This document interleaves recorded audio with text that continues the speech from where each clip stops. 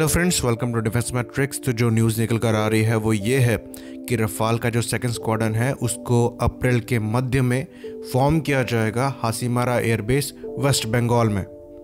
तो अप्रैल में ये स्क्वाड्रन जो है वो फॉर्म होगा और मई से जो एयरक्राफ्ट है वहाँ पर शिफ्ट होना चालू हो जाएंगे। तो अगर आप मैप में देखें तो जो हासीमारा एयरबेस है जो कि वेस्ट बंगाल में आता है वो स्ट्रेटेजिकली काफ़ी इम्पॉर्टेंट एयरबेस है इंडिया के लिए। ये एयरबेस सिक्किम से लेकर अरुणाचल तक पूरा कवर करता है। तो इस एयरबेस के पास चाइना की 97 से लेकर 99 एयर ब्रिगेड्स हैं जहां पर J7 एयरक्राफ्ट वो ऑपरेट करते हैं। साथ ही साथ 126th और 125th एयर ब्रिगेड भी शामिल है।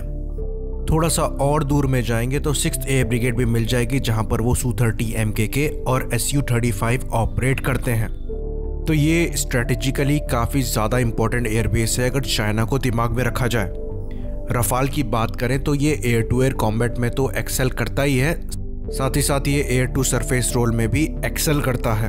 तो डोकलाम जैसे स्टैंड ऑफ में अगर चीज़ें एस्केलेट होती हैं वहाँ पर इन एयरक्राफ्ट की जो रिक्वायरमेंट है वो पड़ सकती है।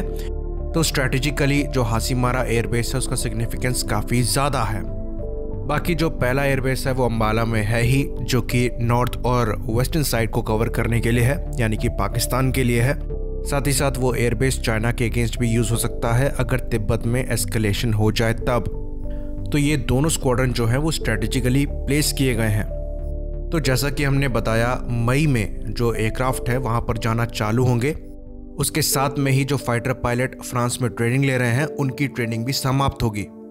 तो जैसा कि हम अपने पिछले वीडियोस में बात कर चुके हैं, रफाल जो है वो इंडिया को एक एडवांटेज या फिर एज प्रोवाइड कराता है चाइनीज़ एयरक्राफ्ट के कंपैरिजन में। चाहे हम चाइना के सबसे बेस्ट Su-35 के बारे में ही क्यों ना बात कर लें, J-20 उनका बेस्ट एयरक्राफ्ट नहीं है क्योंकि ये मैच्योर टेक्नोलॉजी नहीं है। J-20 अभी एक पावर प्रोजेक्शन से ज़्यादा या फिर एक साइकोलॉजिकल इफेक्ट से ज़्यादा कुछ भी नहीं है।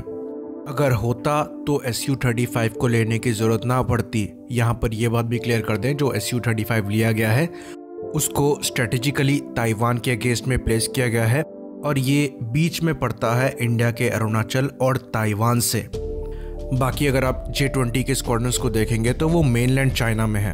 तो जब चीज़ों का एस्केलेशन होता है तब भले ही उनको बॉर्डर एरिया के पास लाया जाता है ताकि साइकोलॉजिकल प्रेशर बन सके, वरना वो मेनलैंड चाइना में ही प्लेस किए गए हैं। इसके पीछे कारण ये हो सकता है क्योंकि तिब्बत रीजन में जो वेदर है वो फेवरेबल नहीं है और जो स्टेल्थ एयरक्राफ्ट J-20 जैसे होते हैं उनको मेंटेन करना काफ़ी ज़्यादा मुश्किल होता है।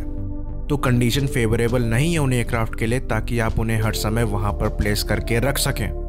तो रफाल जैसे जो 4.5 जनरेशन के एयरक्राफ्ट होते हैं वो ये एडवांटेज रखते हैं कि समय पड़ने पर उन्हें किसी भी कंडीशन में कितने भी लंबे समय के लिए रखा जा सकता है।